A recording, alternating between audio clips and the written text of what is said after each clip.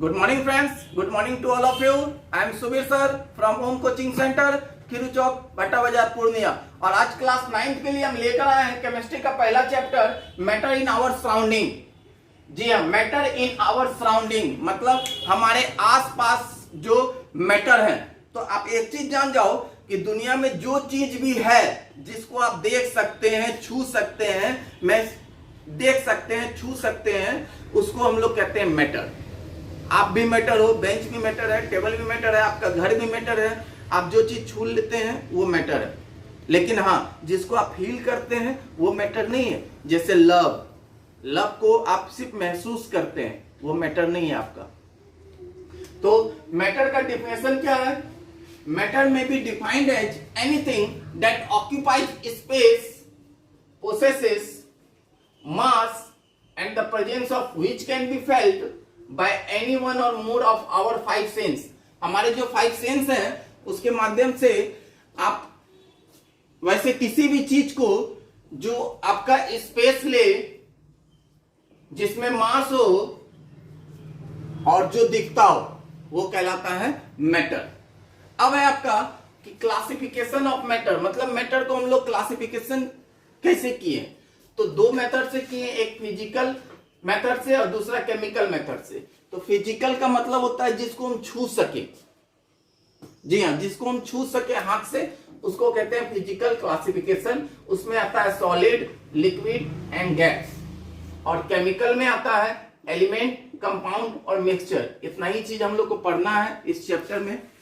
उसके बाद आता है कैरेक्टरिस्टिक्स ऑफ मैटर। क्या मतलब मैटर जो आप देखते हैं अपने आसपास, जो भी चीज आप देख रहे हैं उसमें ऐसा क्या क्वालिटी है जिसके कारण उसको मैटर कहते हैं, या उसमें मैटर में क्या ऐसा कैरेक्टरिस्टिक्स है। तो सबसे पहला है particles of matter have space between them.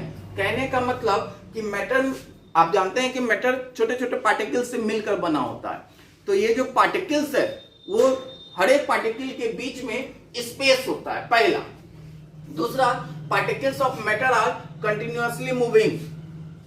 Matter के जितने पार्टिकल्स हैं वो हमेशा क्या करेंगे? मूव करते रहेंगे। तीसरा, particles of matter attract each other. जितने भी मैटर हैं उसके पार्टिकल्स आपस में एक दूसरे को क्या करते हैं? अट्रैक्ट करते हैं। अब आइए यहां आपको इसमें छोटा सा डिफरेंसेस दिया गया है सॉलिड, लिक्विड, गैस में। 5 पॉइंट को मैंने डिफाइन किया है। ऐसे होता तो बहुत सारा है, लेकिन देखिए पहला लिखे हैं सॉलिड में कि particles are very closely packed. Liquid में particles are less closely packed. Particles are free to move.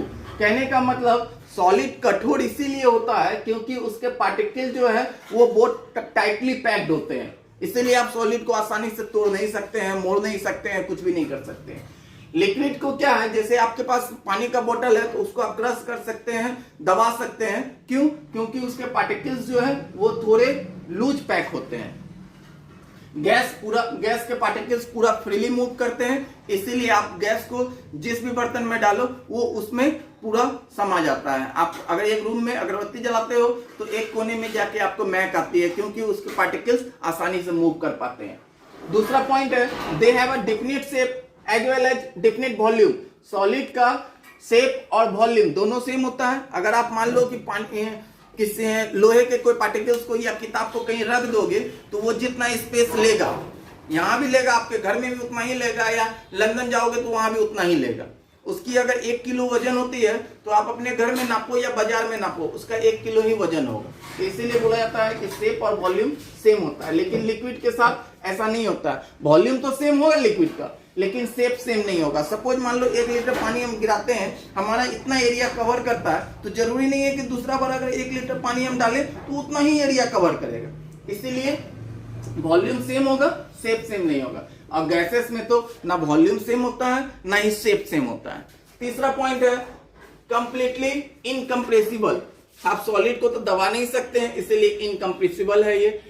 Liquid almost incompressible होता है, मतलब प्राय ये इनकम्प्रेसिबल होता है, आप उतना नहीं दबा सकते हैं। लेकिन गैस आपका हाईली कंप्रेसिबल होता है, आप इसको आसानी से दबा सकते हैं। जैसे आप बैलून में हवा भरी रहती है, आप उसको आसानी से दबा सकते हैं, छोड़ते हैं तो फिर अपने पोजीशन में आ जाता है।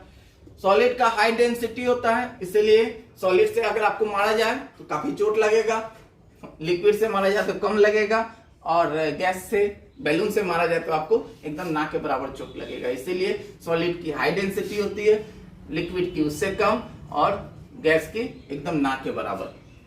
पांचवा है they normally do not show the property of diffusion. Solid का डिफ्यूजन नहीं होता है। जैसे एक किताब अगर आप अपने रूम में रख दो तो किताब की सुगंध आपके बगल वाले कमरे में नहीं आएगी। लिक्विड का भी दे show the property of diffusion, liquid का हल्का फुल्का डिफ्यूजन होता है, लेकिन गैस का जो डिफ्यूजन होता है वो बहुत तेजी से होता है, क्योंकि अगर आप एक कोने में अगरबत्ती जलाते हैं तो आपके दूसरे रूम, तीसरे रूम, चौथे रूम, यहाँ तक कि इवन रोड तक आपकी उसकी सुगंध जाती है, इसीलिए कहते हैं इसको डिफ्यूजन कहते हैं। अगला है, आप जान गए कि स्टेट ऑफ मैटर 3 होता है, ऐसे तो नॉर्मली सभी जानते हैं सॉलिड, लिक्विड, गैस, लेकिन फोर्थ स्टेट ऑफ मैटर भी होता है जिसको हम कहते हैं प्लाज्मा। तो अगर आपसे पूछा जाए कि write the fourth state of matter या write the name of fourth state of matter, तो आप बोलेंगे प्लाज्मा। ये क्या होता है? This state consist of super energetic and super excited particles होते हैं। इसमें प्लाज्मा में सुपर एनर्जेटिक और सुपर एक्साइटेड पार्टिकल्स होते हैं। These particles are in the form of ionized gas। इसमें जो पार्टिकल्स होते हैं वो आयोनाइज्ड के फॉर्म में होते हैं, जिसमें आयंस होता है। The fluorescent tube and neon sign bulb contains plasma। Fluorescent tube या नियॉन साइन बल्ब जो होता है, जैसे आप देखते हैं सिग्नल उग्नल पे लगा होता है, वो क्या कंटेन करता है? प्लाज्मा कंटेन करता है। In fluorescent tube there is helium gas और some other gas। Fluorescent tube में हीलियम गैस होता है और कुछ अदर गैस भी होते हैं। While in neon sign bulb there is neon gas। neon sign bulb का मतलब क्या हुआ? तो उसमें कौन सा गैस होगा? नियॉन गैस होगा।